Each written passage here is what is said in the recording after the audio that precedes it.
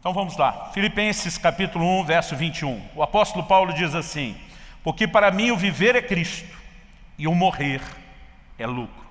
Você pode repetir essa frase comigo? Diga: para mim o viver é Cristo e o morrer é lucro. Agora mais uma vez só com vontade, com ânimo, né? Imaginando assim que vocês não só almoçaram hoje, mas estão empolgados para aquilo que Deus vai fazer. Eu sei que alguns não gostam de falar esse negócio de morrer é lucro, né? Mas estamos falando de uma verdade, não de uma expectativa para nada que vai acontecer depressa, ok? Então repita comigo: porque para mim o viver é Cristo e o morrer é lucro. Bom, essa declaração de Paulo vem dentro de um contexto específico. Se nós dermos uma olhadinha aí em Filipenses, né, no capítulo 1, você percebe que ele vai continuar dizendo, eu vou ler aqui a partir do 22. Entretanto, se eu continuar vivendo, poderei ainda fazer algum trabalho frutífero, assim não sei o que devo escolher. Estou cercado pelos dois lados, outra tradução diz, estou em aperto, tendo o desejo de partir e estar com Cristo, que é incomparavelmente melhor, mas por causa de vocês, é mais necessário que eu continue a viver. E convencido disso, estou certo de que ficarei e permanecerei com todos vocês, para que progridam e tenham alegria na fé.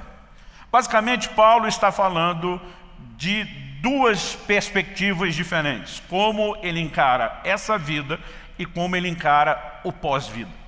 Em relação ao pós-vida, que é estar com Cristo, que ele mesmo declara no versículo 23, que é incomparavelmente melhor, essa era a razão pela qual ele diz, eu estou em aperto, eu não sei o que escolher, né?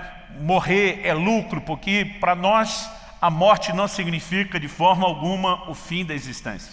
Para nós estamos em Cristo, ela é uma certeza de uma passagem para um lugar, para uma condição melhor e para estar com aquele que tanto amamos e por quem somos tão gratos de uma grande salvação, é a oportunidade de estar com Cristo.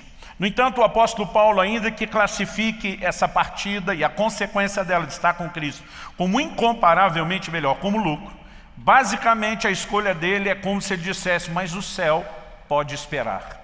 Eu tenho mais coisas para fazer na terra, eu posso enriquecer a vida de muitas outras pessoas enquanto o céu me aguarda. Então ele define qual é o padrão de vida nele enquanto os céus o aguardam. O padrão de vida dele é definido pela frase, para mim, o viver é Cristo. E eu quero tomar justamente essa frase do apóstolo Paulo, como mencionei há pouco, como tema da nossa mensagem, o viver é Cristo. E talvez a melhor forma seja a gente começar questionando o que é que significa o viver é Cristo. Eu, particularmente, quando estou meditando em qualquer texto da Bíblia, eu gosto de fazer algumas perguntas. Gosto de ficar fazendo essas indagações. Eu acredito que o próprio Paulo pode dar a resposta. Aliás, vou usar muitos textos de Paulo hoje, para de alguma forma tentar mostrar qual era a visão, a macrovisão do apóstolo que faz essa declaração, para mim, o viver é Cristo. Bom, em Colossenses, no capítulo 3, no versículo 11, ele responde que Cristo é tudo em todos. Deixando de lado essa frase em todos, para avaliar depois, vamos começar pelo Cristo é tudo. Aqui ele está falando não apenas da importância que o Senhor Jesus tem, mas ele fala além da importância, do espaço, do domínio que ele deve ter, né? Do lugar que ele deve ocupar nas nossas vidas. Quando ele diz Cristo é tudo em todos, ele também indica que aquilo que ele está declarando, para mim o viver é Cristo, e nós vamos ver nas declarações, no ensino de Paulo, que para ele de fato Cristo era tudo, é por isso que ele, né, falava dessa forma. Nós vamos perceber que isso não era uma declaração exclusiva de Paulo, que só ele poderia fazer. Na verdade, é uma declaração que ele faz baseado em princípios e acredito que com a expectativa de que cada um de nós também pudesse declarar, para mim, o viver é Cristo. Então, para entender o que está por trás dessa declaração, acredito que a gente tem que estudar esse pano de fundo, né? Vou apresentar aqui não de forma exaustiva, mas resumida, um pouco da teologia paulina sobre o lugar de importância que Cristo não apenas tinha na vida do apóstolo, mas deve ocupar na vida de cada um de nós. Depois de abordar em primeiro lugar esse lugar de importância que pertence a Cristo, eu quero falar do resultado desse entendimento, que deve nos levar, né, a um lugar de renúncia de autonegação e de plena sujeição à pessoa de Cristo. Para então, em terceiro e último lugar, abordar um pouco de como isso afeta aquilo que nós fazemos, né? As nossas ações. Então, eu gostaria que você pudesse me acompanhar. Em primeiro lugar, né, me permita fazer aqui esse resumo da teologia sobre o lugar que Cristo ocupa. É lógico que isso não vai ser uma aula de cristologia, é o termo que damos à doutrina de Cristo, mas é um assunto no qual, obviamente, nós precisamos nos aprofundar. Muitas vezes na leitura bíblica nós vamos lendo declarações aqui, acolá, e muitas vezes acabamos não sistematizando, não juntando essas declarações. Então, eu quero apresentar apenas algumas delas, que nos ajudam não apenas a rever, mas até a avaliar num nível mais profundo que talvez avaliamos até hoje, o lugar de importância de Cristo. Eu quero começar, em primeiro lugar, destacando aqui a centralidade de Cristo nas Escrituras. Em João, no capítulo 5, no versículo 39, o próprio Senhor declara aos judeus: vocês examinam as Escrituras, porque julgam ter nelas a vida eterna. E ele conclui: e são elas mesmas que testificam de mim. Se há algo que nós podemos chamar de convergência bíblica do ponto comum, é justamente a pessoa e a obra de Cristo. Não importa se você está estudando o Antigo Testamento antes da vinda de Cristo, né? Não importa se você está lidando com porções da Bíblia que não são promessas claras e explícitas da vinda do Messias, do Salvador, do Redentor, você vai encontrar em toda a Bíblia tipos, figuras, sombras que projetam não apenas a pessoa, mas a obra de Cristo. O próprio Senhor nos comunica isso em João 3,14, quando ele diz assim: como Moisés levantou a serpente no deserto, importa que o Filho do Homem seja levantado. Quando você vai estudar essa porção de Números 21, que tem a menção, você vai encontrar na tipologia, né, na alegoria bíblica, projeções proféticas de toda a obra da redenção. O Evangelho estava sendo pregado naquele episódio. Eu amo tipologia bíblica, né? Quando você estuda, por exemplo, o tabernáculo, você pode ver tanto verdade sobre a vida espiritual, sobre a igreja, mas a pessoa de Jesus sendo revelada no tabernáculo. Essa tipologia toda, na verdade, tem esse ponto comum, né? Um lugar de convergência. Sempre a centralidade do ensino bíblico é a pessoa de Cristo. Além desse lugar de convergência nas Escrituras, nós podemos reconhecer também no plano e no propósito de Deus esse lugar na pessoa de Jesus. Em Efésios, no capítulo 1, se você puder me acompanhar, versículos 9 e 10, eu estou lendo aqui na Nova Almeida atualizada, pode aparecer um pouquinho diferente, uma palavra ou outra na sua versão, mas a essência será a mesma. A palavra de Deus diz assim, Efésios capítulo 1, versículos 9 e 10. Ele nos revelou o mistério da sua vontade, segundo o seu propósito que ele apresentou em Cristo, de fazer convergir nele, na dispensação da plenitude dos tempos, todas as coisas, tanto as do céu como as da terra. Paulo está dizendo que o mistério da vontade de Deus foi revelado. A palavra mistério aqui pode ser trocado pelo seu sinônimo segredo, que a gente conhece mais. Significa que aquilo que Deus manteve de forma velada no Antigo Testamento, apenas de forma simbólica, não era claro, seria revelado a partir da vinda de Cristo e por meio do Novo Testamento. E quando ele revelou o mistério, o segredo da sua vontade, o seu propósito, ele deixou claro que era qual? Fazer convergir nele, em Cristo, todas as coisas, tanto no céu como na terra. Então aqui nós não temos apenas a centralidade da pessoa de Cristo na revelação bíblica, mas em todas as coisas, nos céus e na terra. Vamos passar agora para Colossenses capítulo 1, que além de apontar o papel e a participação de Cristo, né, na criação de todas as coisas, destaca a sua primazia em tudo. Então vamos lá, Colossenses 1, eu vou ler de 15 a 20. Diz assim, falando de Cristo: ele é a imagem do Deus invisível, o primogênito de toda a criação, pois nele foram criadas todas as coisas, nos céus e sobre a terra, as visíveis e as invisíveis, sejam tronos, sejam soberanias, quer principados, quer potestades. Tudo foi criado por meio dele e para ele. Ele é antes de todas as coisas. Nele tudo subsiste. Ele é a cabeça do corpo, que é a igreja. Ele é o princípio, o primogênito dentre os mortos, para ter a primazia em todas as coisas. Você pode repetir essa frase? Diga: para ter a primazia em todas as coisas. O texto continua e diz: porque Deus achou por bem que nele residisse toda a plenitude, e que, havendo feito a paz pelo sangue da sua cruz, por meio dele, reconciliasse consigo mesmo todas as coisas, quer sobre a terra, quer nos céus. Essa declaração, de que Cristo não apenas é a imagem do Deus invisível, de que Ele é o primogênito de toda a criação, de que Ele é antes de tudo, tudo foi criado por Ele, tudo subsiste, mas que tudo foi por meio dEle e para Ele. Com todas essas declarações, Paulo chega a uma conclusão: para que Ele tenha a primazia em tudo. Uma outra coisa a ser avaliada é como a palavra de Deus fala, não apenas dele manifestando a imagem de Deus, mas o resplendor da glória de Deus. Hebreus, capítulo 1, dos versículos 1 a 4, nos diz o seguinte: antigamente Deus falou muitas vezes e de muitas maneiras aos pais pelos profetas. É uma referência ao tempo do Antigo Testamento. Mas, nesses últimos dias, e agora está falando do início da nova aliança, registrado no Novo Testamento, nesses últimos dias, nos falou pelo Filho, a quem constituiu o herdeiro de todas as coisas e pelo qual também fez o universo. O Filho, que é o resplendor da glória de Deus e a expressão exata do seu ser, sustentando todas as coisas pela sua palavra poderosa, depois de haver feito a purificação dos pecados, assentou-se à direita da majestade nas alturas, tendo se tornado tão superior aos anjos, quanto herdou mais excelente nome do que eles.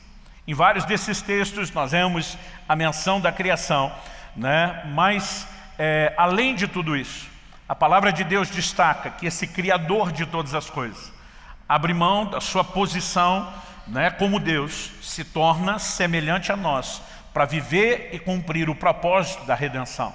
E o texto que retrata isso lá em Filipenses, no capítulo 2, também apresenta a consequência, aquilo que se seguiu a essa decisão e a esse posicionamento de Jesus de encarnar, de se tornar homem, de cumprir o plano de salvação que Deus tinha. O texto fala também da grandeza, da exaltação promovida pelo próprio Deus Pai. Filipenses capítulo 2, eu vou ler aqui dos versículos 5 até o 11. A Bíblia diz: tenham entre vocês o mesmo modo de pensar de Cristo Jesus, que mesmo existindo na forma de Deus, não considerou ser igual a Deus algo que deveria ser retido a qualquer custo. Pelo contrário, ele se esvaziou, assumindo a forma de servo, tornando-se semelhante aos seres humanos. E reconhecido em figura humana, ele se humilhou, tornando-se obediente até a morte, e morte de cruz. Por isso também Deus o exaltou sobremaneira e lhe deu um nome que está acima de todo nome, para que ao nome de Jesus se dobre todo o joelho nos céus, na terra e debaixo da terra, e toda língua confesse que Jesus Cristo é Senhor, para a glória de Deus Pai. Quando nós começamos a olhar essa muito bem feita retratação das declarações de Paulo, que podemos chamar não apenas da teologia paulina, revelação bíblica para nós, para o nosso tempo, nós não podemos de forma alguma ignorar o lugar de importância que Cristo tem no plano e no propósito de Deus. Esse Deus que se fez nome, que se tornou semelhante a nós, que deu a sua própria vida para nos salvar, nele convergem todas as coisas, ele tem a primazia em tudo, ele é o reflexo da imagem, da expressão exata do ser de Deus, do resplendor da sua glória, foi exaltado. E essas informações vão nos ajudando a entender o quê? A declaração que o apóstolo Paulo faz em Filipenses no capítulo 3, nos versículos 7 e 8. Eu acredito que essa declaração que ele faz pode ser entendida a partir do momento que eu e você consideramos que quem está declarando para mim o viver é Cristo, é alguém que entendeu todas essas coisas, que não apenas teve uma experiência com o Senhor Jesus, mas que conheceu a sua pessoa, que entendeu o seu lugar, o seu papel, a ponto de ser impactado por esse entendimento. E acredito que essa leitura, ela fica muito fácil de ser feita justamente em Filipenses no capítulo 3, nos versículos 7 e 8, quando o apóstolo Paulo diz: mas o que para mim era lucro, isso considerei perda por causa de Cristo. Na verdade considero tudo como perda por causa da sublimidade do conhecimento de Cristo Jesus, meu Senhor. Por causa dele perdi todas as coisas e as considero como lixo para ganhar a Cristo. Em primeiro lugar, precisamos levar em conta essa declaração dele: o que para mim era lucro, né, eu considero como perda. Aquilo que eu considerava um ganho, eu agora, né, estou atribuindo um valor diferenciado. Apesar de usar linguagens que comumente nós usamos para falar de valores materiais, obviamente não é isso que Paulo está retratando. Ainda que isso seja também uma linguagem, né, que configure definições dos valores monetários, financeiros, o apóstolo Paulo obviamente está aplicando isso não só na dimensão emocional, mas principalmente espiritual. Quando ele está dizendo que para mim era lucro, que para mim era ganho, ele está dizendo aquilo que tinha valor. Mas ele mostra que essa categorização, essa transmissão, essa comunicação de valor, né, passou por uma reformulação. Na verdade, essas coisas que antes eram importantes, muito valiosas, elas desvalorizaram. Elas perderam completamente a importância por conta de um fator decisivo, o que o próprio Paulo chama de o conhecimento de Cristo Jesus. Ele diz por causa da excelência do conhecimento de Cristo Jesus. Outras versões dizem por causa da suprema grandeza do conhecimento de Cristo Jesus, né? Há uma variação de sinônimos empregados em relação a essa tentativa de definição do conhecimento. Eu, na verdade, gosto sempre de dar uma checada, né, nessas versões diferentes, porque muitas dessas palavras, lá no original grego, elas têm uma amplitude de significados. E às vezes uma equipe de tradutores opta por uma, outra opta por outra. Há uma ferramenta que eu uso bastante, né, que é justamente o léxico e a concordância de Strong. Isso você consegue usar online. Eu, por exemplo, na versão da Bíblia que eu tenho aqui na minha frente, eu toco o dedo na palavra. Ela vai dizer exatamente qual a palavra usada no original grego, qual o seu leque de possíveis traduções, e quando você bate naquele número, ele te permite ver todos os outros versículos da Bíblia onde essa palavra foi usada e como ela foi traduzida. E é interessante, às vezes, essa variação, né? A Almeida atualizada diz por causa da sublimidade do conhecimento de Cristo Jesus. Essa palavra traduzida sublimidade, mencionei aqui esses dias, no original grego é a palavra uperetio. Ela significa manter-se sobre, sobressair-se, elevar-se, destacar-se, estar acima, ser superior em posição, autoridade e poder. Sempre está falando de algo que tem um grande destaque. Então as tentativas de dizer a excelência do conhecimento, a suprema grandeza, na verdade fala de algo que se destaca e destaca muito. Particularmente, avaliando todo o contexto da declaração de Paulo, eu acredito que ele não está apenas adjetivando o conhecimento, por causa da grandeza, do uperetio do conhecimento de Cristo. Eu acredito que ele está dizendo por causa do conhecimento, da grandeza de Cristo. É quando você entende esse lugar de grandeza, de importância, né, que o próprio Cristo tem, e atribui o devido lugar que você compreende a Ele, que diante da importância que Ele passa a ter, as outras coisas que talvez antes nós dessemos até uma importância demasiada, exagerada, elas passam já a não ter o mesmo valor, porque agora nós temos um referencial diferenciado de algo que é muito mais importante de tudo aquilo que um dia já conhecemos. Em 2008 eu tive uma experiência muito forte a partir do entendimento desse texto, né? Dessa experiência de 2008, uma reviravolta aconteceu na minha vida. Em 2018, 10 anos depois, eu cheguei a publicar um material, né? Alguém até me perguntou, publiquei um livro chamado Até que Nada Mais Importe, retratando justamente a ideia e o entendimento de que quando Cristo ocupa o lugar da maior importância nas nossas vidas, as outras coisas que antes dávamos muita importância já não são, em comparação a Ele, tão importantes. E esse é o lugar de relacionamento com Deus, onde nós devemos entrar. Me lembro que alguém me perguntou, pastor, o senhor levou 10 anos para escrever o livro, porque agora finalmente chegou lá? Falei, não cheguei lá depois de 10 anos. Mas graças a Deus, ainda, né, que não tenha chegado onde deveria chegar, não estou mais onde estava.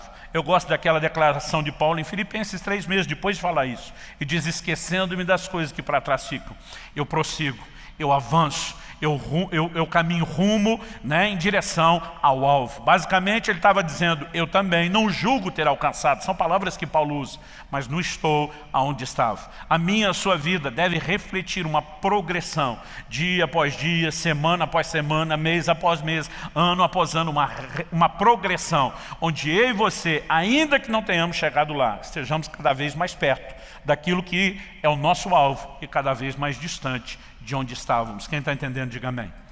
Essa mensagem para mim é uma das mensagens mais importantes da minha vida, né? Se você é parte desse rebanho, não ouviu essa mensagem, até que nada mais importe, eu quero recomendar que ouça, ou de preferência, né, que adquire, examine e estude o livro.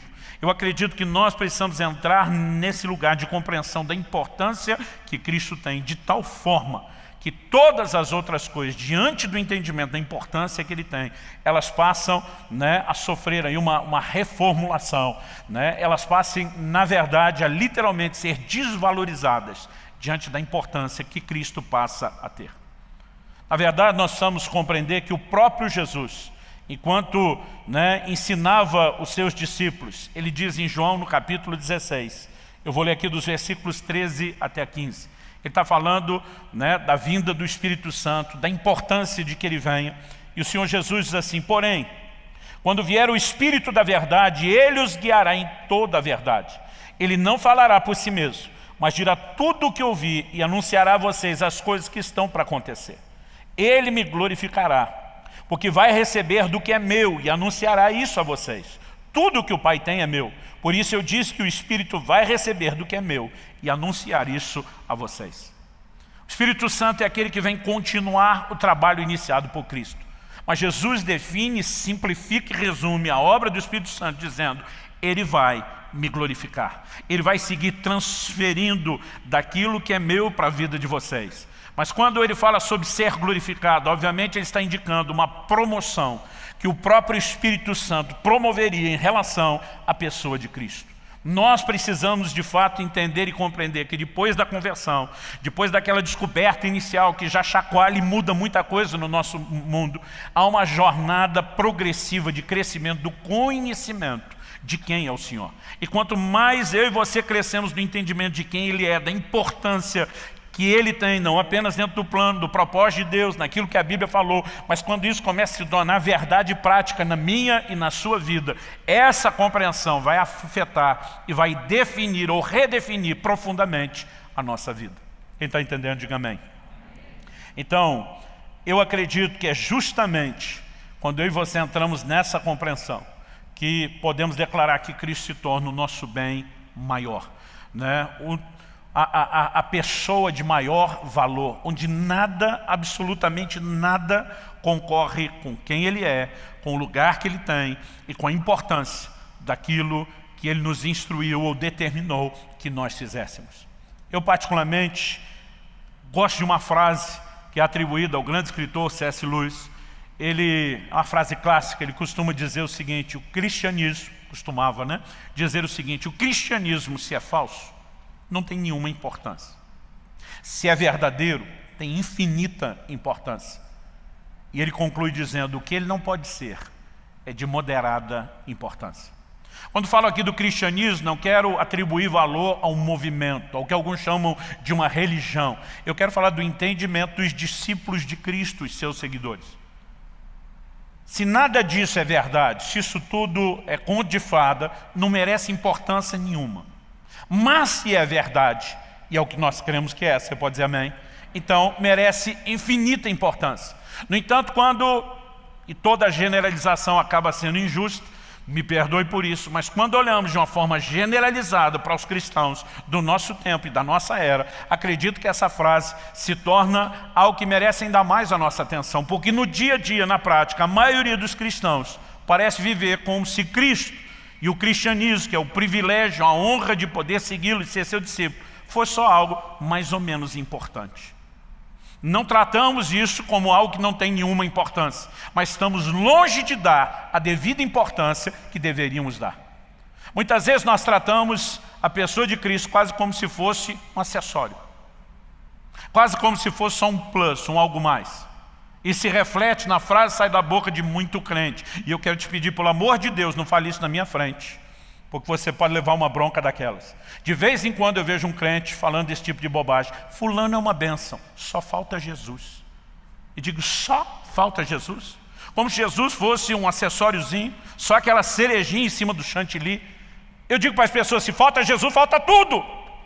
Como que alguém pode dizer, só falta Jesus? Mas na verdade essas coisas refletem um entendimento errado que nós temos. Se ele estiver no barco bem, se não tiver, dá para até ter uma vida bem legal, quase igual, ou tão boa quanto a de outro que professa tê-lo, e nós não percebemos o que está por trás de frases e declarações como essa. Acredito que nós estamos vivendo um tempo onde Deus quer nos levar a um lugar de amadurecimento no entendimento de quem é, de fato, a pessoa de Cristo. O apóstolo Paulo diz, nele estão escondidos todos os tesouros da sabedoria e da ciência, ou do conhecimento. Há uma jornada de descoberta que eu e você precisamos trilhar no entendimento de quem Ele é. E quanto mais compreendemos esse lugar de importância, maior é o impacto que isso vai produzir na reorganização dos valores na minha e na sua vida. Então vamos falar um pouquinho desse impacto e dessa consequência. Esse entendimento deveria produzir na minha e na sua vida alguns comportamentos que não estão em alta na pregação evangélica já há muito tempo. Renúncia, autonegação. Vamos falar um pouquinho a respeito disso. No Evangelho de Lucas, no capítulo 14, o próprio Senhor Jesus diz o seguinte, eu vou ler os versículos 26 e 27. Depois vou ler o 33 de Lucas 14. Ele disse, se alguém vem a mim e não me ama mais do que ama seu pai, sua mãe, sua mulher, seus filhos, seus irmãos, suas irmãs e até a sua própria vida, não pode ser meu discípulo. Ele não está dizendo que vai ser um discípulo de segunda categoria, um discípulo meia boca. Ele diz, não pode ser meu discípulo. Em outras palavras, ou você cumpre a exigência, ou você está fora. Ele continua, verso seguinte, 27. E quem não tomar a sua cruz e vier após mim, não pode ser meu discípulo. De novo, ele está estabelecendo uma exigência inegociável. E quem define o padrão de quem é discípulo dele é ele, e não quem quer ser discípulo. Ele está dizendo, se quer ser meu discípulo, você tem que tomar a sua cruz. A gente usa a expressão tomar a cruz de uma forma banalizada. Outro dia um rapaz me apresentou a sogra dizendo, pastor, deixa eu te apresentar minha cruz. A gente fala da cruz como algo difícil, como um problema com o qual nós temos que lidar. A linguagem bíblica de tomar a cruz é muito mais profunda. Quando Jesus estava para ser crucificado, ele precisou carregar em público a própria cruz. Por causa do volume de tortura, ele não conseguiu carregar a cruz até o fim e precisou ser ajudado. Lembra dessa expressão no Evangelho? Agora, o que era aquela caminhada com a cruz? Era uma exposição pública. A pessoa carregava a cruz, ela estava admitindo publicamente para todo mundo que havia passar, eu sou um sentenciado à morte. Minha vida findou, acabou. Quando Jesus fala de tomar a cruz, ele está falando da disposição, de assumir publicamente essa sentença de morte. Esse lugar de renúncia a viver a sua própria vida. A disposição de entrar nesse lugar de autonegação. Então no verso 33 de Lucas 14, o Senhor diz, assim pois, qualquer um de vocês que não renuncia a tudo que tem, não pode ser meu discípulo. Agora entre o verso 26 e 27 que nós lemos, de poder ou não ser discípulo, e o 33 que ele arrebata a mesma ideia, nós temos do 28 ao 32 duas parábolas. Nela Jesus diz que ninguém se lança, nas duas parábolas a essência do ensino é o mesmo, ninguém se lança a um empreendimento sem sentar primeiro e calcular quanto custa, para ver se pode ir até o fim. Ele disse, se alguém vai construir uma torre, tem que sentar primeiro, calcular quanto custa para ver se pode terminar. Porque se começar e não puder terminar, os outros vão roubar dele. Depois ele fala, se um rei for sair em guerra contra outro rei, tem que calcular primeiro quanto custa a empreitada militar, para ver se dá conta de ir até o fim, porque senão é melhor nem entrar em guerra e negociar a paz primeiro. Depois de usar esses dois exemplos, Jesus arremata dizendo que acabamos de ler no verso 33, assim pois qualquer um de vocês que não renuncia a tudo que tem, não pode ser meu discípulo. O que é que Cristo estava dizendo? Você quer me seguir? Senta e bota na ponta do lápis quanto é que custa. Ele está dizendo que você vai ter que renunciar a tudo. Basicamente ele está dizendo, não tem jeito de você ser meu discípulo se eu não ocupar o primeiro lugar, o lugar de primazia, de maior importância na sua vida. Se todas as outras coisas não perderem o valor diante de quem eu sou, Agora, por que esse nível de exigência? Sabe que Cristo, de alguma forma, tinha um problema de autoestima e que a gente tinha que ficar bajulando todo dia para ele se sentir melhor? É claro que não. Em Atos 17, quando Paulo está pregando em Atenas, nós vemos, a palavra de Deus registra parte dessa declaração. Ele diz o seguinte: Deus não é servido por mãos humanas como se necessitasse de alguma coisa. A verdade é que Deus não precisa de nada. Ele não tem necessidades. Não há nada que eu e você vamos fazer porque Ele precisa. Ele é completo e absoluto em si mesmo. Então a exigência de reconhecê-lo em primeiro lugar não é necessidade dele, é uma necessidade nossa. É porque isso traz ordem ao nosso mundo. Qual o problema do homem? Onde todo o problema da humanidade começou? No Éden, depois da criação. Quando o homem, em vez de se sujeitar ao governo de Deus, à autoridade de Deus, em obediência ao mandamento de Deus, ele usa a sua vontade para se rebelar e escolher andar no seu próprio caminho. Toda desordem vem a partir dessa rebelião. A proposta de conserto não é só perdoar a rebelião do homem e permitir que o homem continue rebelde. A proposta de Deus é dizer: eu perdoo a sua rebeldia, e o conserto é que a partir de agora você se sujeite. É por isso que Romanos 10, quando fala de salvação, diz: se no teu coração creres que Deus ressuscitou a Jesus dentre os mortos e com a tua boca confessares a Jesus como Senhor, você vai ser salvo. A Bíblia não fala de confessá-lo Salvador, fala de confessá-lo Senhor. Mas pastor, ele não é Salvador? É. A Bíblia diz que você confessá-lo Senhor, crendo que Ele ressuscitou dentre dos mortos, você vai ser salvo. Ele é Salvador, mas o objeto da confissão não é Salvador, é Senhor. E a palavra Senhor é fraca na nossa língua e na nossa cultura, porque normalmente a gente não compreende o que está por trás dela. Essa palavra Senhor, na nossa língua e cultura, nós usamos normalmente num contexto do filho. Hoje já nem tanto, eles já não fazem tanto isso, do filho, por exemplo, se dirigindo ao pai dizendo: sim, senhor. Ou na cadeia de comando militar, quando alguém de uma patente inferior se dirige, batendo continência a outro, de patente superior, que deu uma voz de comando, e diz: sim, senhor. É o máximo da sujeição que nós vamos ler por trás disso. Mas no original grego, a língua em que o Novo Testamento foi escrito, essa palavra ela tinha um uso exclusivo e específico. Era só um escravo que, se dirigindo ao seu amo, o chamava de Senhor. Essa é a palavra que está sendo apresentada em Romanos no capítulo 10. Então a Bíblia diz que o que nos leva a esse lugar de salvação não é apenas crer no que Cristo fez, mas é entender que aplicamos fé no que Ele fez para restaurar aquilo que se perdeu na história da humanidade. É justamente a sujeição e a submissão do homem. Então, quando entendemos isso, o resultado tem que se manifestar na minha e na sua vida. Quem está entendendo, diga amém. Em Gálatas, no capítulo 2, nos versículos 19 e 20, nós temos mais uma declaração. Vou voltar aqui para a teologia de Paulo, a revelação do Novo Testamento. O apóstolo Paulo escreveu praticamente metade do Novo Testamento, de como o modo de vida dos discípulos de Cristo tem que ser redefinido a partir do entendimento de quem Ele é e do que Ele fez. Em Gálatas 2, 19 e 20, ele diz: porque eu, mediante a própria lei, morri para a lei, a fim de viver para Deus. Essa frase viver para Deus aqui é importantíssima. Morre para uma coisa, para ter um estilo diferente de vida para outra coisa. Então ele diz: morri para a lei a fim de viver para Deus. Ele afirma: estou crucificado com Cristo. Logo, já não sou eu quem vive, mas Cristo vive em mim. E esse viver que tenho agora na carne, vivo na fé no Filho de Deus que me amou e se entregou por mim. O apóstolo Paulo expressa o entendimento claro de que a obra de Cristo na cruz, tudo o que Ele fez, obviamente isso engloba tudo o que Cristo precisa levar a um posicionamento claro.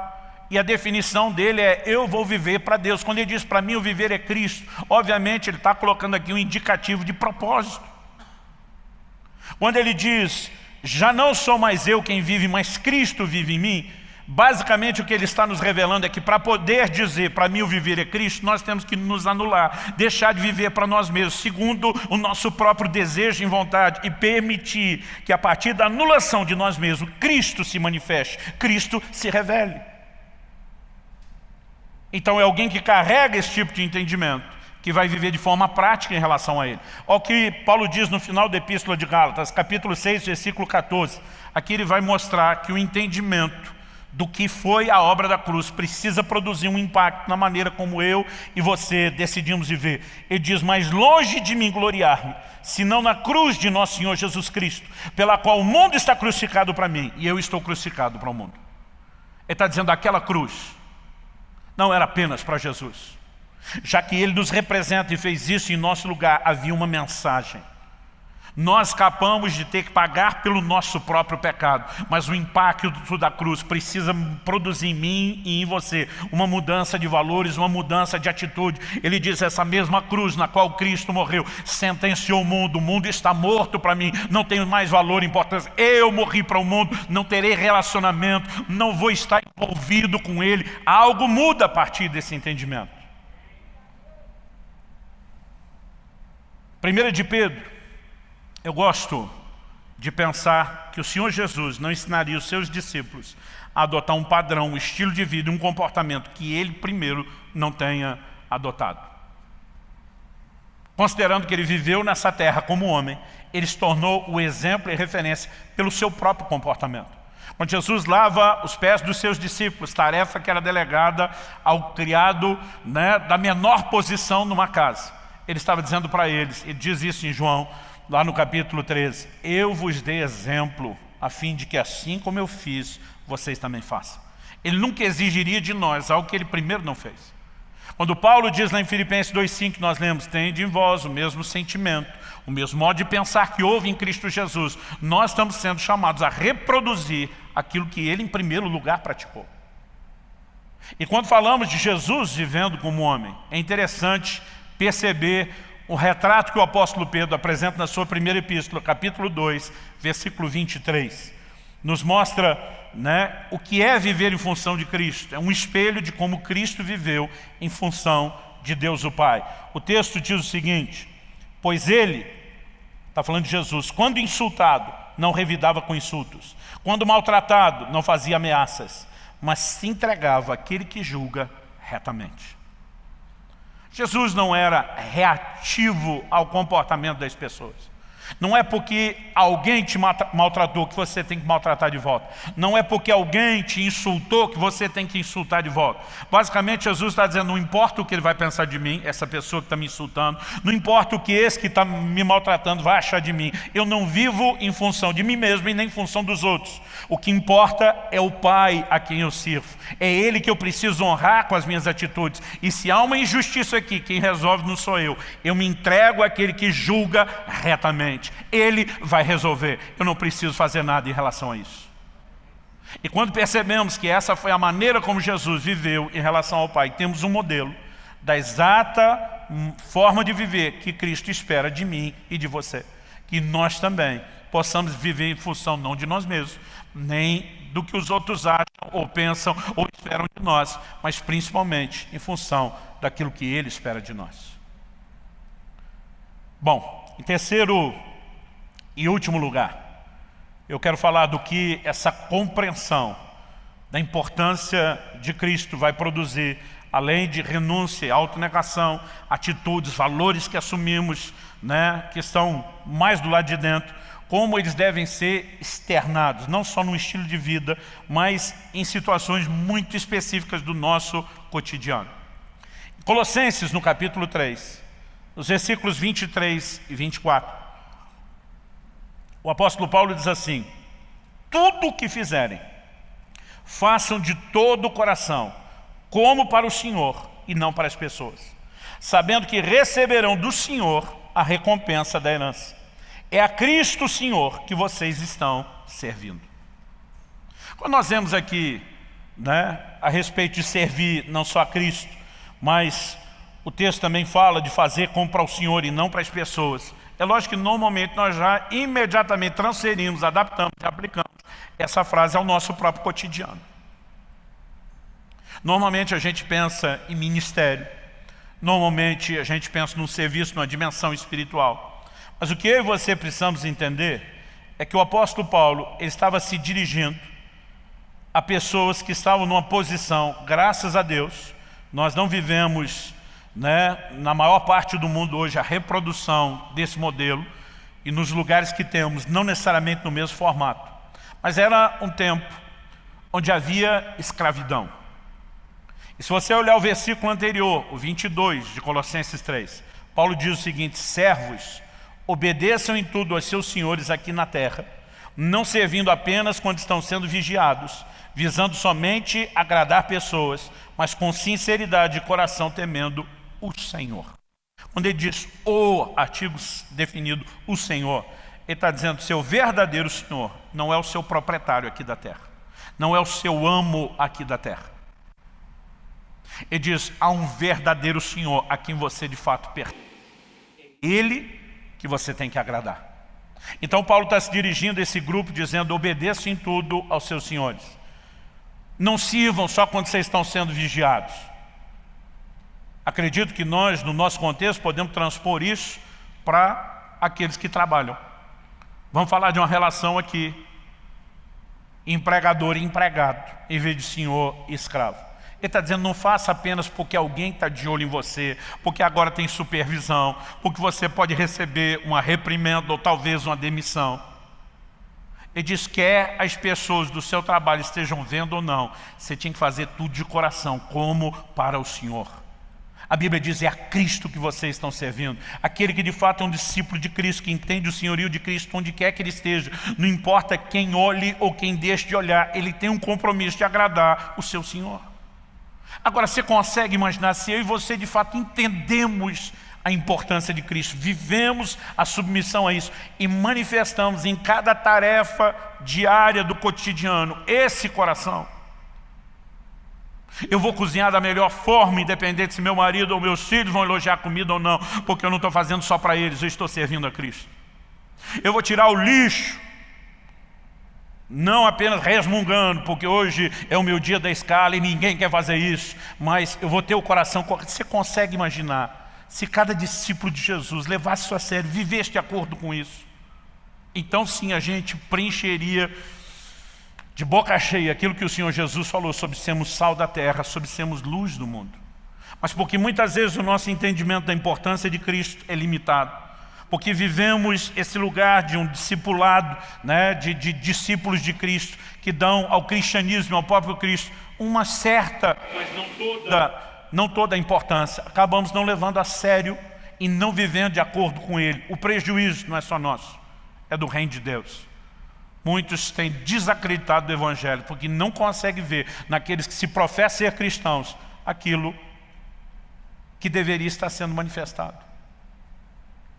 E quando você pensa que Paulo está falando com alguém que tinha tudo para se sentir injustiçado na sua própria falta de liberdade, que tinha tudo para dizer: não, aqui eu não tenho que fazer nada de boa vontade, só por obrigação, nós percebemos que ele está dizendo: tire os olhos das pessoas e lembre que tudo o que você faz deveria ser para o Senhor Jesus. A Bíblia diz: é a Cristo, o Senhor, que vocês estão servindo. E a Bíblia diz: é dele que vocês vão receber a recompensa. Quando eu começo a pensar na forma como deveríamos viver, eu acredito que isso tem que ser um termômetro e avaliar se estamos entendendo ou não o que é cada oportunidade. Não é apenas quando servimos pessoas, o que quer que nós venhamos a fazer, deveria ser feito para Cristo. É lógico que por trás de toda pessoa que temos a oportunidade de ajudar e servir, a Bíblia também nos chama a entender que deveríamos estar vendo Cristo e fazer como para Ele. Aliás, em Mateus 25, no clássico texto do julgamento das nações, o Senhor Jesus diz, eu vou ler dos versos 25 ao 35, Ele diz: porque tive fome e vocês me deram de comer, tive sede e vocês me deram de beber, eu era forasteiro e vocês me hospedaram, eu estava nu e vocês me vestiram, enfermo e me visitaram, preso e foram me ver. Então os justos perguntarão: quando foi que vimos o Senhor com fome e lhe demos de comer? Ou com sede e lhe demos de beber? Quando foi que vimos o Senhor como forasteiro e o hospedamos, ou nu e o vestimos? E quando foi que vimos o Senhor enfermo ou preso e fomos visitá-lo? Até eles que estão sendo elogiados por ter feito isso vão dizer: quando mesmo foi? Porque a gente não lembra de ter feito nada para o Senhor. O texto conclui dizendo: o rei respondendo lhes dirá: em verdade lhes digo que sempre que o fizeram a um desses meus pequeninos irmãos, foi a mim que vocês fizeram. Cada oportunidade de ajudar qualquer pessoa em qualquer tipo de necessidade deveria ser vista por mim e por você como uma oportunidade de fazer algo para o próprio Cristo. Quando eu era ainda adolescente, assisti um filme, significa que o filme é bem velho. Eu não sei exatamente como ele está em português, mas o título original em inglês é O Quarto Sábio.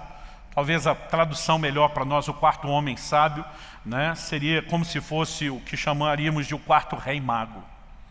A Bíblia fala daqueles reis magos trazendo 3 presentes a Jesus. A Bíblia não diz quantos magos eram, mas a tradição sugere que foram 3 magos. Não sabemos se é preciso, mas a tradição é aquele ensino oral que foi sendo passado de geração em geração. Não temos nenhum registro tão confiável, mas existe a comunicação disso. Então eles trabalharam uma história fictícia, partindo do pressuposto de que havia um quarto sábio, um quarto mago, que perdeu a caravana e não conseguiu acompanhá-los. E a história fala de alguém que passa a sua vida tentando encontrar Jesus para entregar o seu presente. Eu não vou dar spoiler, apesar do filme ser muito antigo. Se você não viu, tente achar isso na internet, estrelado pelo Martin Sheen, o pai do Charlie Sheen, quando ele era novo. Então é um filme de bastante tempo.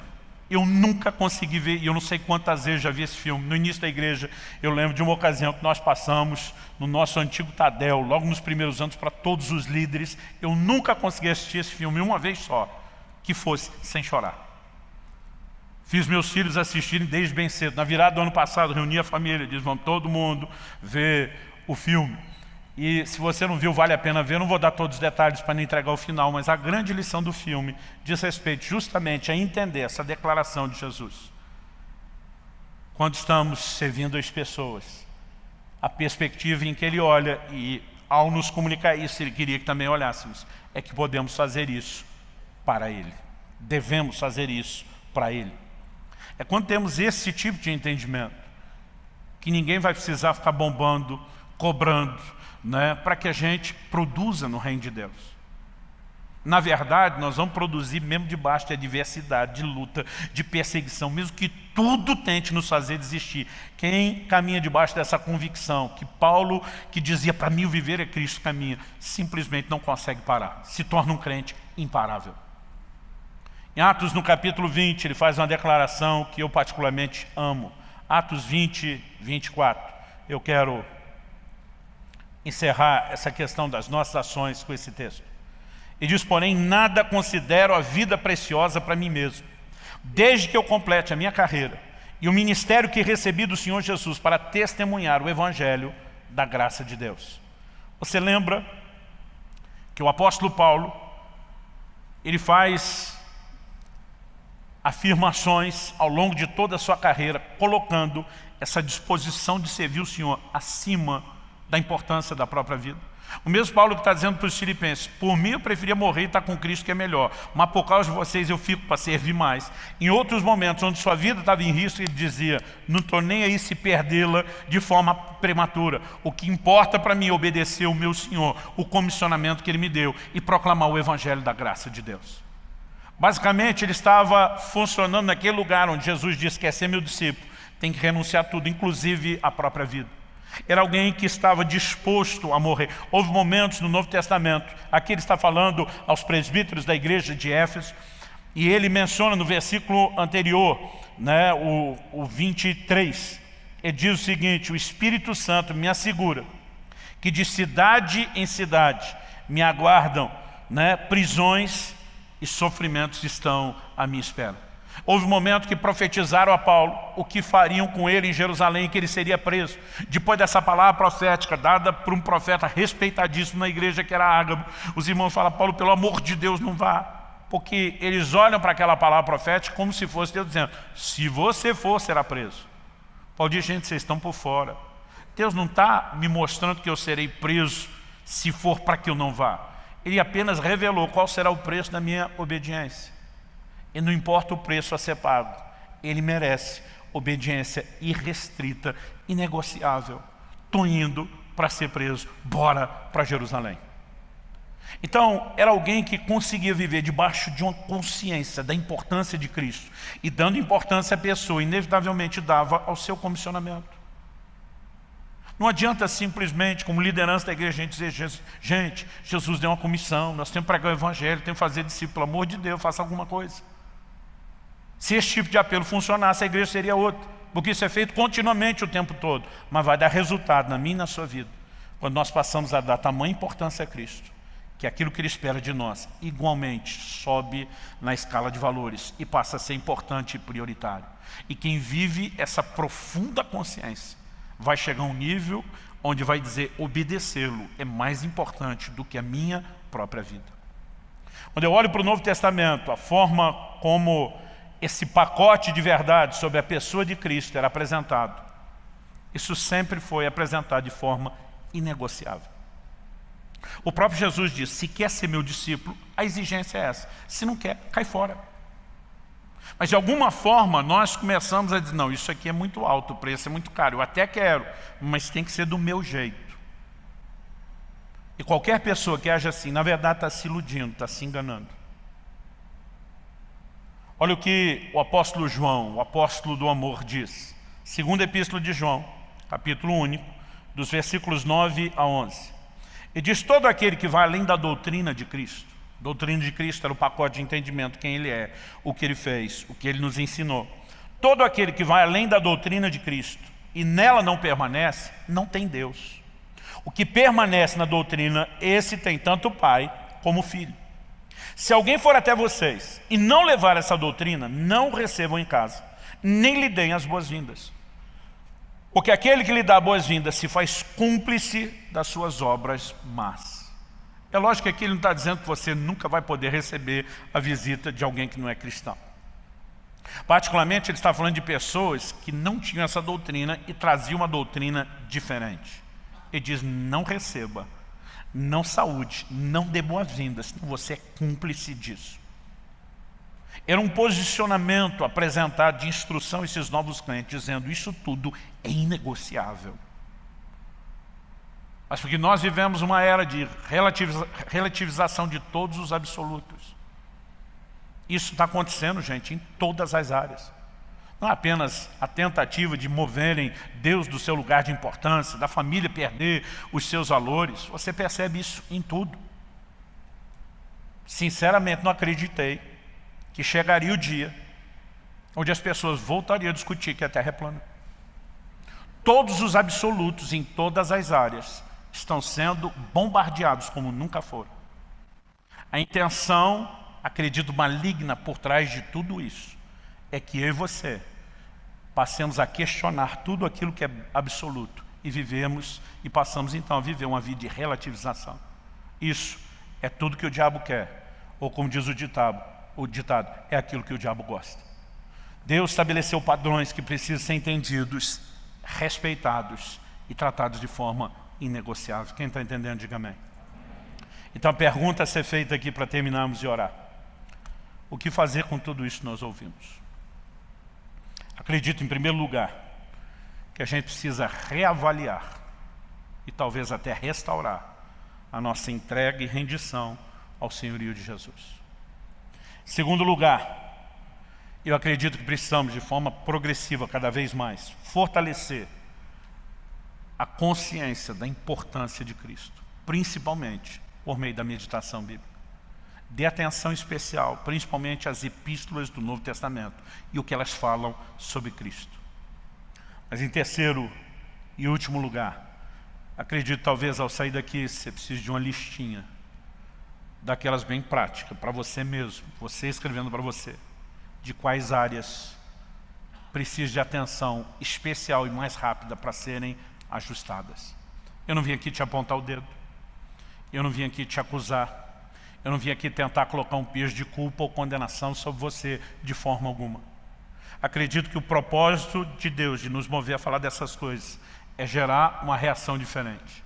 Eu digo que as pessoas sempre podem reagir de pelo menos duas formas, quando ouvem a respeito de um nível espiritual no qual não estão. O primeiro, infelizmente, errado, que muitos adotam, é o desânimo. Nunca consegui isso, não vou chegar lá mesmo. Isso normalmente nos empurra para a desistência, para o fracasso. Mas há uma outra forma. A outra forma é entender que o Deus que nos ama, que nunca esperou uma mudança instantânea da noite para o dia, Ele sabe que eu e você somos transformados de glória em glória. São níveis, é progressivamente que se dá a transformação. Eu fico lembrando de quando meus filhos eram bem crianças e a gente tinha que ser muito paciente com determinados comportamentos. E a gente sabia que era uma questão de tempo. Vão crescer, vão amadurecer, vão mudar. Acredito que a expectativa do nosso Pai amoroso não é diferente. Quando olha para mim e para você, Ele está dizendo, vai crescer, vai chegar lá, vai mudar. Paulo diz, quando eu era menino, falava como menino, agia como menino, mas logo cheguei a ser homem, deixei as coisas de menino. Então o que Deus espera é que dia a dia eu e você possamos crescer. Qual deveria ser a minha e a sua reação? Estou ouvindo verdades que eu ainda não alcancei, em vez de apenas desanimar e desistir, eu vou me dedicar, eu vou buscá-las. Eu, com a graça e ajuda do Senhor, mas com posicionamento e decisão minha, vou chegar lá. Eu espero que essa seja a sua decisão. E quando decidimos isso, a gente precisa dar atenção, porque alguns têm áreas que estão mais desordenadas do que outros, que por sua vez tem outra área que talvez na vida de uma pessoa distinta esteja em ordem. É a gente conseguir olhar, avaliar e dizer como eu posso dizer como Paulo, de boca cheia, para mim o viver é Cristo. Feche seus olhos por um instante. Eu gostaria que nós pudéssemos orar.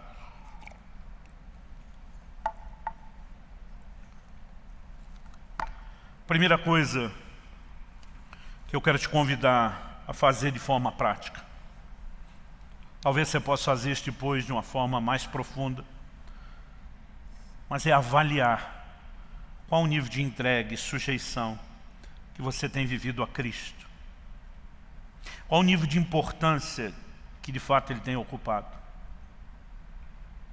É avaliar se de fato Ele tem sido tão importante a ponto de outras coisas perderem a sua importância. Ou se na verdade outras coisas estão sendo tão importantes a ponto de Cristo perder a sua importância. E é diante disso que acredito que Deus espera de mim e de você aquele mesmo tipo de decisão que tivemos desde o primeiro dia em que nos convertemos. Rendição. De dizer, Senhor, eu não quero ser dono do meu próprio nariz, eu não quero governar minha própria vida, eu não quero estar na contramão em rebeldia contra o Senhor. Eu quero me sujeitar à sua vontade. Eu quero me entregar. E se você, como eu, é alguém que nunca viveu a entrega plena e completa, você pode, à semelhança de Paulo, dizer, esquecendo-me das coisas que ficam para trás, eu avanço, eu prossigo para o alvo. Ainda que eu e você não vamos alcançar isso tudo de forma plena, instantânea, nós podemos progressivamente caminhar, estando cada vez mais longe de onde estávamos, estando cada vez mais perto daquilo que nós ainda não alcançamos de forma completa. A minha oração é que o Espírito Santo, aquele que veio para glorificar a Cristo, consiga espaço na sua vida para promover e honrar Jesus, exaltando a importância e o valor dele, de tal maneira que suas atitudes, suas ações do dia a dia transbordem isso. Hoje é uma excelente oportunidade de nos arrependermos e dizermos, Senhor, não queremos viver fora do seu senhorio. Esse início de ano é um excelente momento para, entre as resoluções que temos a tomar, dizer, eu quero me sujeitar de uma maneira ainda maior, mais intensa, profunda ao Senhor. De nesse mesmo momento em que reconhecemos falhas e arrependemos, também dizer, Senhor, me ajude, eu clamo a Tua graça, eu clamo a ação do Espírito Santo, me ajude a crescer e a corresponder cada vez mais com o Senhor. O que recebemos da parte de Deus não foi apenas a ordem de como fazer, temos recebido também recursos que nos auxiliam a poder cumprir aquilo que é esperado de nós. Pai, nós oramos que não só aqui e agora, mas mesmo depois de deixarmos este lugar, que aquilo que o Senhor falou continue produzindo efeito, continue produzindo entendimento, resposta. Pai, nós clamamos no nome de Jesus, que o Teu Espírito vivifique a Tua palavra dentro de cada um de nós. E falamos muito mais do que compreensão espiritual, muito mais do que a capacidade de entendê-la e aplicá-la de forma prática nesse momento. Falamos de continuidade. nos sujeitamos, escolhemos nos sujeitar progressivamente ao teu senhorio. E oramos pelo sopro de vida do Senhor sobre a vida de cada um que sustenta nessa hora a decisão de renovar, de restaurar essa sujeição e submissão. Queremos poder dizer como Paulo: para mim o viver é Cristo. E quando chegar o dia da morte, saberemos que ainda haverá lucro. Mas não queremos apenas viver aquele tipo de cristianismo que só acredita que o morrer é lucro e vive de forma indiferente e distante para o Senhor aqui nessa terra. Queremos viver intensamente, queremos colocar todo o nosso coração nessa sujeição ao Senhor. Te agradecemos por tão grande redenção, pelo privilégio de te servir, pela honra de poder ser teus discípulos, parte da tua família nessa terra, por tudo aquilo que o Senhor fez por nós, e queremos te honrar com a devida resposta.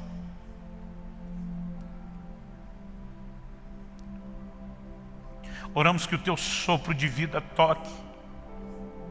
toque nossos irmãos e irmãs que nessa hora decidem avançar e crescer. Gente que até então talvez nem tenha percebido sua situação, seu paradeiro espiritual. Ajuda-nos a entender e corresponder. Nós oramos em nome de Jesus. Em nome de Jesus. E para a glória de Deus.